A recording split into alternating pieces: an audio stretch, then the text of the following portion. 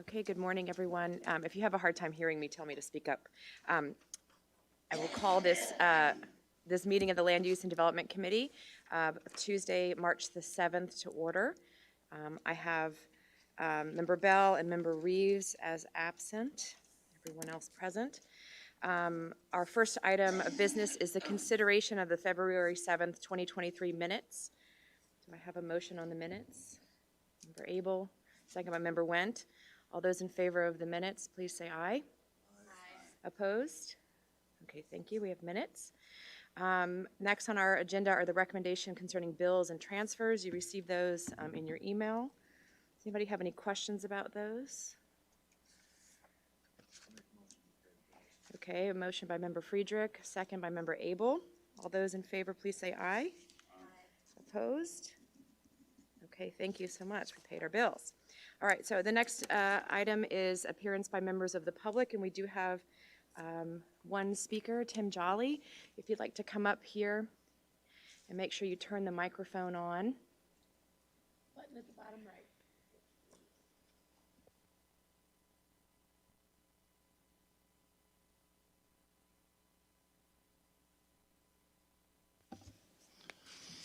Okay, thank you for the opportunity to speak here this morning. I hope I can get this within 5 minutes. It's going to be really hard, but I'm Tim Jolly. I live between Chenal and Lexington. I'm fifth generation farmer and a recently retired rural carrier. I'm here today to relay the truth about what the impact of the industrial wind projects that have on the land and especially the people that live within the footprint. We have 6 within 1 mile of our house. 2 of the closest ones are within 2,000 feet. I have sought information, the facts, the lies, and the most informative aspect has been the living experience. If I ask anything from the people making decisions on these projects, it would be go to the ZBA archives, review the testimony presented in 2018 during the hearings of EDPR and Invenergy permit process, and especially listen to the people that were in opposition at that time, but now are affected by it directly. I'm here to tell you the testimony presented by EDPR and Invenergy were filled with lies, deceit, and at best, partial truths. The lies are safe to the wildlife. 3/4 of a mile from our house, a bald eagle was killed. It had a wing severed. That they will not violate the Illinois noise pollution standards, of which I have a handheld device to record that, and I have on several occasions recorded over the legal limits. That they would not violate the amount of flicker on residents. That several of my neighbors have told me that they have recorded it and it's over this amount of that. That they would have dollars in escrow at specific times. I think you're all aware of what their situation is on that. That they have not paid their taxes on time. That they would recycle the materials that are disposed of.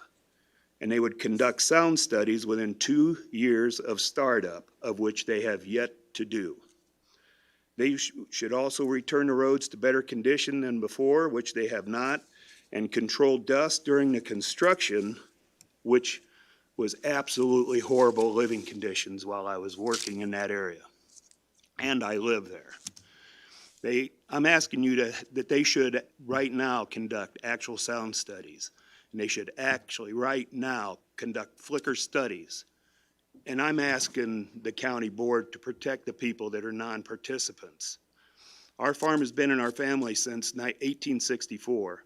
I care about the land and our environment. We have a solar panel which feeds the grid, supplies more power to our neighbors than all these windmills combined, because all the windmills put power in the high wires and they go somewhere else. So I'm actually supplying electricity to our neighbors.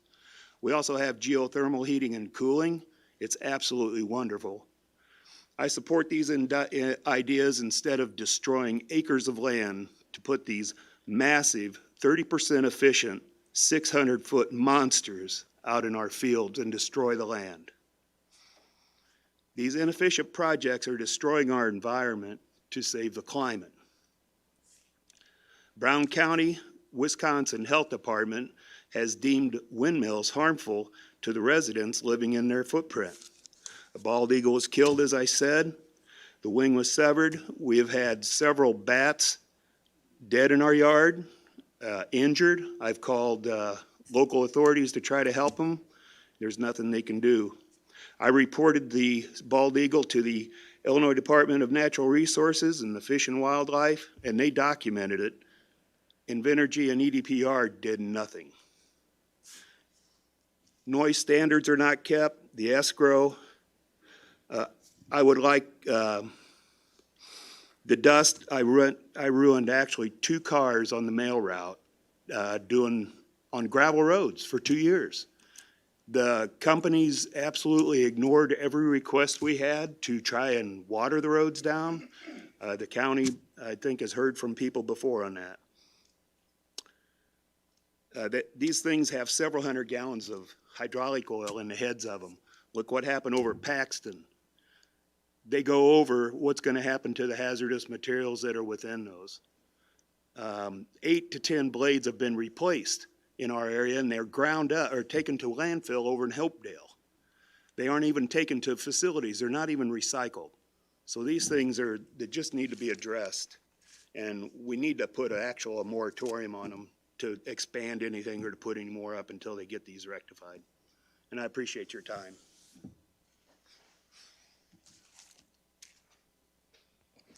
Okay, thank you, Mr. Jolly. Our first item, our first item for action is item 5A, request by Brant Bowman in case S-23-01 for approval of a waiver of preliminary plan requirements and approval of a 2-lot subdivision final plat for the Bowman subdivision, which is in Old Town Township at 5305 and 5307 Ireland Grove Road, Bloomington, Illinois. Do we have a staff report? Sorry, we need a motion, put it on the floor. Member Friedrich, second by Member Abel, thank you.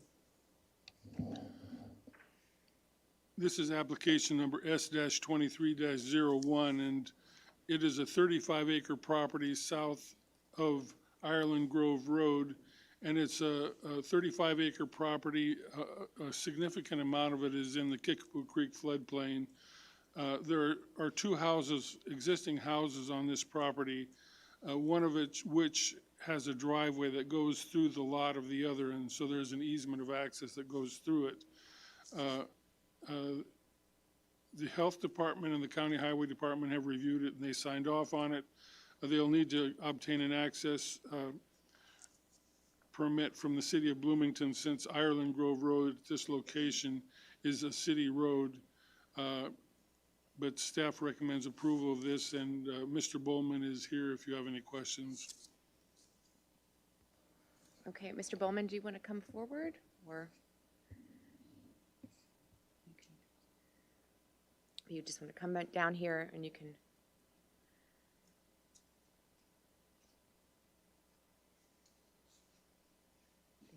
Thank you. The red light on means the microphone's on. Thank you. Good morning. Good morning. Anybody have any questions for the Bowmans? Anything you'd like to say? No? Nope. Sorry I made you come up here for nothing. There's donuts. Perfect. I'm in. There you go. So everybody's, no one has any questions or concerns about the project? Okay, we have a motion on the floor to discuss. We have a motion to approve.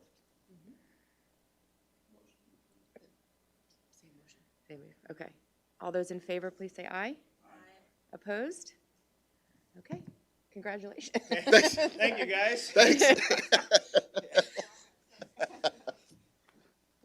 You said donuts? Yeah, over there, now that you're standing. Okay, so our next item for action is 5B, request approval of a decommissioning agreement with EDP.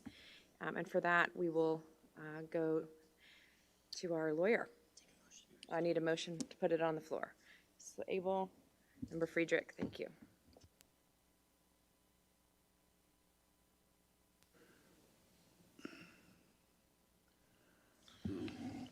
I don't really have much to add on this one, other than answer any questions you might have with respect to this agreement. Yeah, before we vote, I want to agree with the statements that the person from the public said about these wind farms. I vote against all wind farms since I've been here for obvious reasons. And what I don't see in this agreement, but it's been explained to me that they were working on it, but this cash has not been put into these like it's supposed to be. And there is not an agreement for increasing cost over the next. So 20 years from now or 15 years from now, that $25,000 that we're talking about might be worthless with the inflation rate that we're going. I will reluctantly be voting for what we currently have, but I wish that we could get it settled that these wind farms, corporations and stuff put enough money in to make sure that when they do go broke, is that the county has sufficient amount of money to decommission the farms. That's what I've got to say about it, but I will vote for it, but it's better than nothing. Thank you.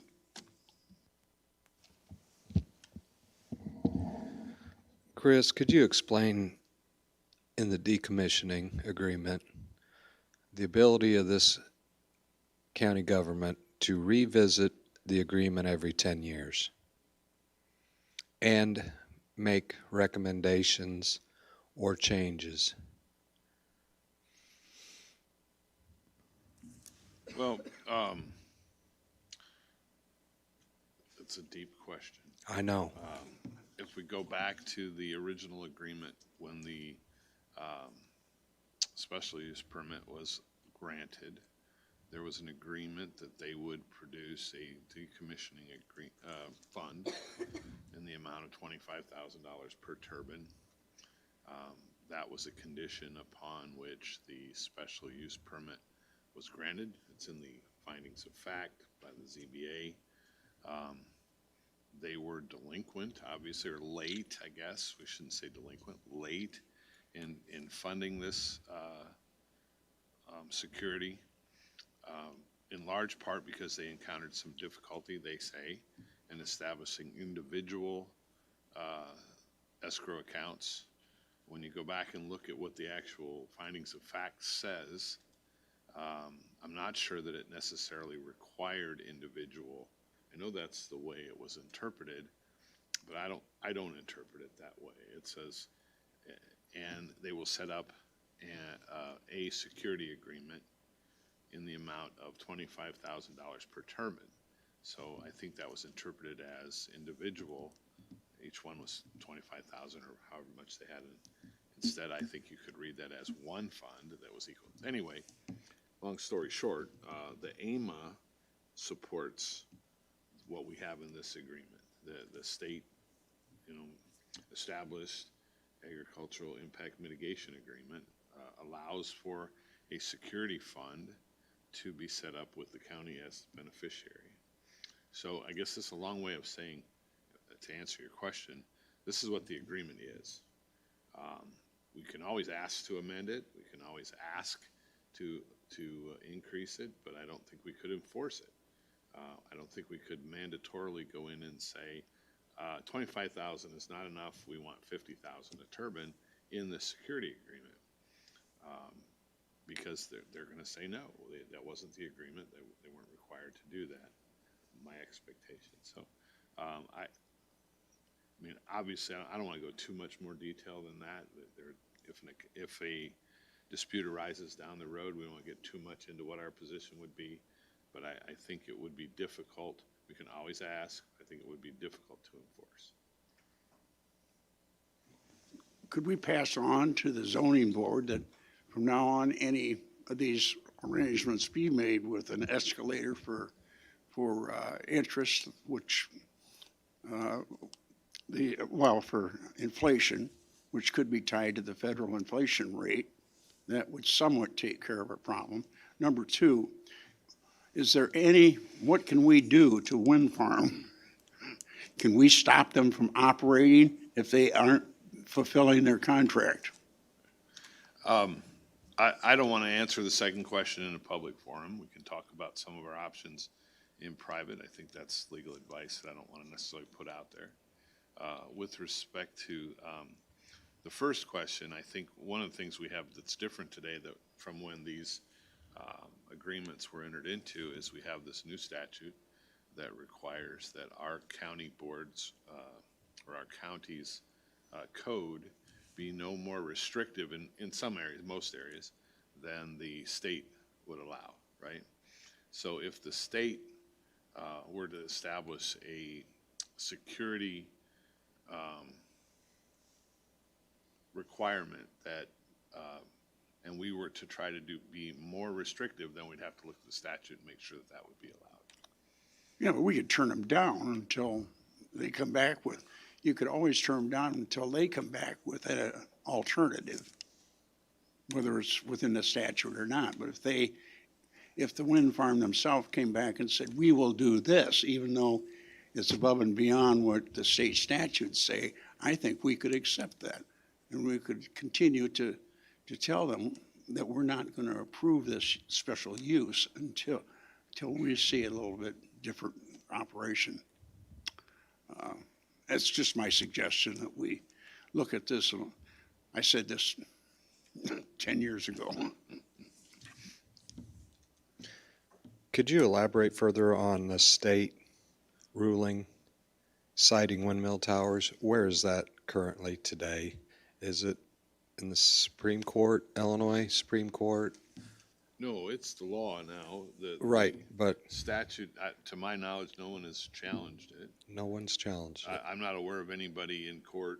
I'm not saying it's not Okay, going on. I'm not aware of anybody. okay. And I will say, Phil has done an excellent job of going through the county code section, comparing it to the state requirements. And I have been working on the same thing with him, and I know he sought input from the health department with aspects of that relate to the health department. And we're in a good position to make sure that any changes that need to be made to our county code because of the change in the statute will be done in a time that is acceptable to the state. The statute gave us so much time to amend our code if it's inconsistent, and we're in the process of making a recommendation to amend the code. Are you making a recommendation to agree with this decommissioning agreement? I believe this decommissioning agreement as proposed complies with the requirements of the agreement that we had initially. Okay. I've got one really weird question, okay? I reserve the right to not answer it. Right. Go ahead. What happens if a landowner just walks away from a decommissioning project? What happens? Let's say nobody cares. You know, we've got, I don't know how many hundreds of them. There's going to be a landowner that just throws his arms up and says, I'm gone. What happens then? Well, there's always so many different facts that affect, but generally, my guess is, and I haven't looked at this law in a long time, but I think the county or a local authority could have a right to go in and condemn the property if they determine it creates a public safety hazard, and then move to get authority to take action. I hesitate to go too much further, Mr. Friedrich, because I have not spent a lot of time researching that specific issue lately, and I'm relying on some recollection that goes back a ways. Well, I guess we could get the property back, then we could have the cost of tearing them down, just like the city with the coachman, cost them $300,000 to tear it down and get an empty lot. I don't think it's worth $300,000, but anyway, that's what the future is on those if we don't insist that they put the right amount of money up. I just want to focus the committee on the fact that we're discussing the decommissioning agreement, not the escrow part. And there is another item for information that has to do with the status of decommissioning obligations in our next part of the agenda. So I just want to focus on questions that are specifically related to this decommissioning agreement as written. Have we managed all of those? Anybody have any lingering questions? Okay, seeing none, all those in agreement to approve the decommissioning agreement with EDP, please say aye. Opposed? Okay, so we have a decommissioning agreement. So the next item is 5C, request approval of the escrow agreement with EDP. I thought I would keep them separate so we can ask separate kind of financial questions. Do I have a motion to put that on the floor? Member Abel, second Member Friedrich. So are there any questions about the escrow agreement part?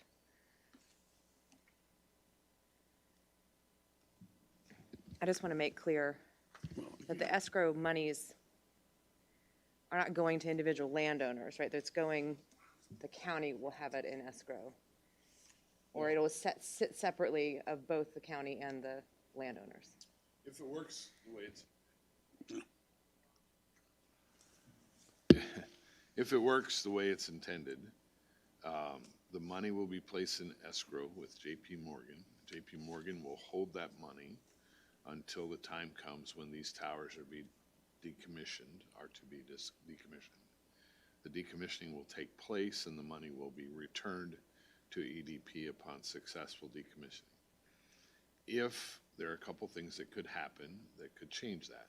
One would be, of course, if the decommissioning doesn't take place as expected, the way it's set up, then the county would be able to, upon claim being made by an individual landowner to the county or to, ultimately the county can draw on it. It's the only entity that can draw on it for distribution to the individual landowners. So an individual landowner would come and say, hey, they're not decommissioning, I want my money, and however many towers they have times 25,000, they make that demand upon the escrow agent, JP Morgan, who would then distribute the funds to us, assuming that we had a legitimate reason to ask for it. The other option that was built in there, and this was at the requirement of JP Morgan because of regulatory issues and the concern that regulatory issues might change, and then they for some reason would not be able to hold that money any further. They have an option of doing three things. One would be identify a new escrow agent, another bank or entity like that. They could return the fund to us, and what's the third one? I'm drawing a blank, sorry. I have to look real quick. Do you have it in front of me? Yeah. I can't remember what it is.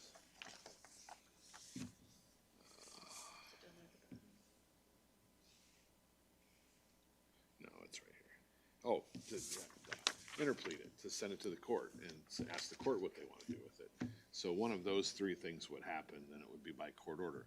My assumption was if it went to the court, assuming we had a legitimate claim on it, or that there wasn't a claim yet, but it was being held, still to secure the county's interest, I would assume the court would order it somehow to continue to preserve or secure the county's interest. So those three things could happen. But like I said, if in a perfect world, the county will never touch that money. And just to repeat something you said to me earlier, that there is evidence that that EDP has begun the process. That's with what you have in front JP of you. Morgan, right? Yeah. But I mean that JP Morgan, Yeah, I think you're confusing the two cases. The one I was talking about was the other, the one we'll get to in the information item. Okay, This never one mind. is moving along. That's why we have the agreements. okay. They have agreed to this language. Upon the board's approval, we will adopt this language along with the contract for both EDP projects, and we'll have two escrow funds set up that I think they're both roughly, one is definitely $6 million. I think the other one's in the same neighborhood. Yeah, I'm going to vote for this because I think our legal department has done what they can do under the circumstances. But I think in the future, we should talk to the ZIB zoning board. We should get some different language involved in these wind farms if we're going to continue to approve them to protect us. And that's all I've got to say to that. I will vote for this because I think that our legal department has gone to what extent they can and get an agreement on this type of thing, and it's better than nothing.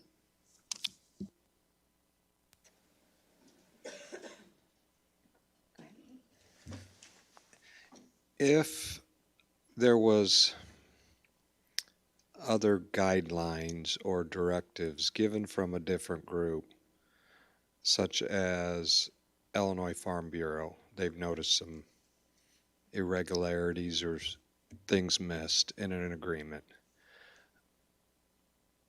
and were pointed out to us, would we be receptive of their recommendation? It's more of a statement than a question.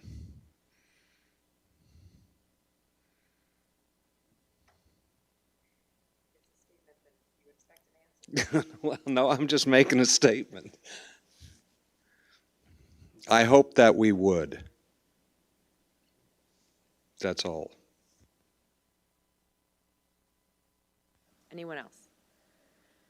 Okay, seeing none, all those in favor of approving the requested approval of an escrow agreement with ED, please say aye. Aye. Opposed? Okay, it passes. Forgive me, I need a donut evidently to get some sugar in my system. Okay, so item 6, items for information, 6A, a status of decommissioning obligations on wind farm projects. So this is the time to kind of go crazy, but Chris, if you have, if something would start off updating us. I would, this is, I think, apropos to your concerns. I would point out that the current projects and even the later projects have a different requirement than the earlier projects. And that's because the AMA came into being somewhere in the middle, as I understand it. And so that brings us to the Invenergy project that is required to put forth a percentage earlier so that they start building the security fund earlier.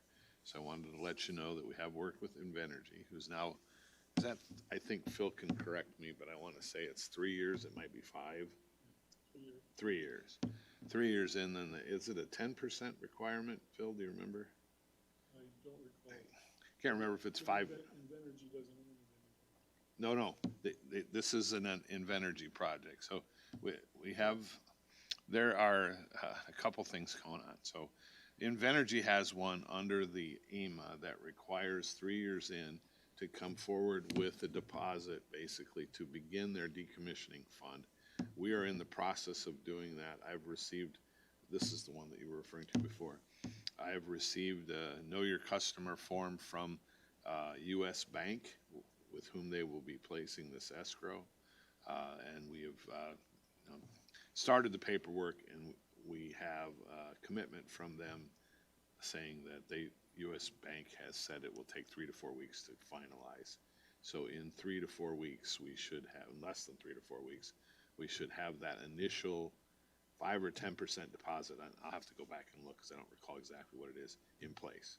So that's number 3 on the 3 items, the 3 projects that the Farm Bureau raised some concerns about. Those are all addressed now, the 2 EDPs and the 1 Invenergy. The 4th project that does not come under the AMA, like this Invenergy project, is more like the EDP project, but it hasn't reached its due date yet, and it will in June. And that's the one that started out as an Invenergy project, but is now owned by a subsidiary of FPL. I have been in contact with them to try to avoid having this same issue come up, that down the road they're late, to try to get them moving early so that we could get something in place by the time it's actually due. So I have advised them of the deadlines so that we can get, hopefully, knock on wood, fingers crossed, the necessary paperwork done in time to have it before you in May. I talked to them about a month ago. I've not heard anything more from them yet. I intend to write them a letter soon to advise them, remind them of the deadlines and the need to have that paperwork in place on time. So hopefully, the good that will come out of this bad, these late, is that we're on top of reminding these people in advance. We've gone through it now a couple of times. We know what the expectation is, so that we can let them know what the expectation is. And with any luck, that will help us avoid any complications. So that's all I have as far as an update on the status, unless you have other questions.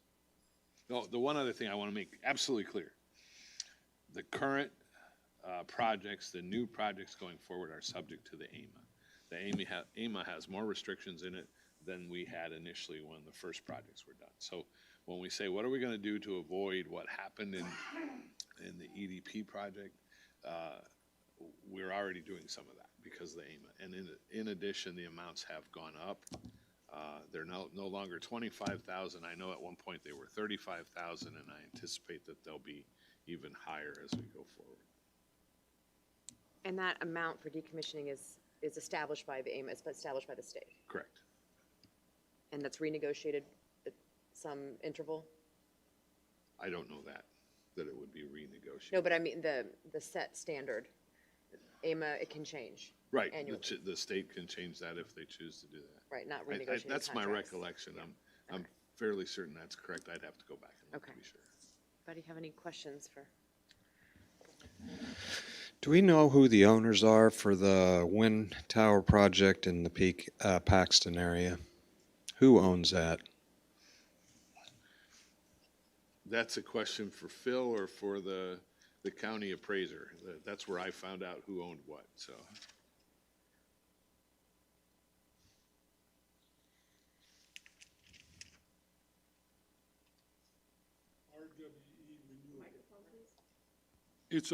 It's being built by RWE Renewables, and it's called the Pioneer Trail Wind Farm.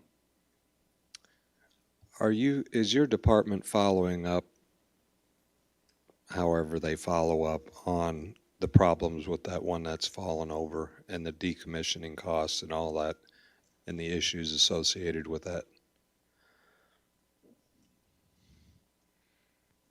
One of the things I was following up with them on is whether or not they were recycling any of the turbine blades. And they're, the company that's responsible to recycle the materials from the farm are trying to figure out ways not to landfill the turbine blades. And I can send you an email that gives you some of the information on what this company does as far as recycling, but they've hired a company that specifically does this type of work rather than the RWE Renewables. They're not the ones who are recycling it.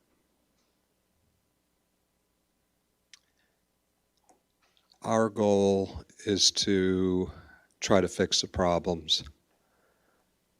I would hope that we would try to learn from other people's mistakes so that we don't have them here. It's kind of our job.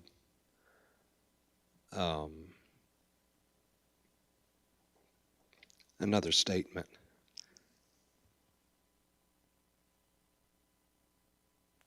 Okay, any other questions for our intrepid lawyer?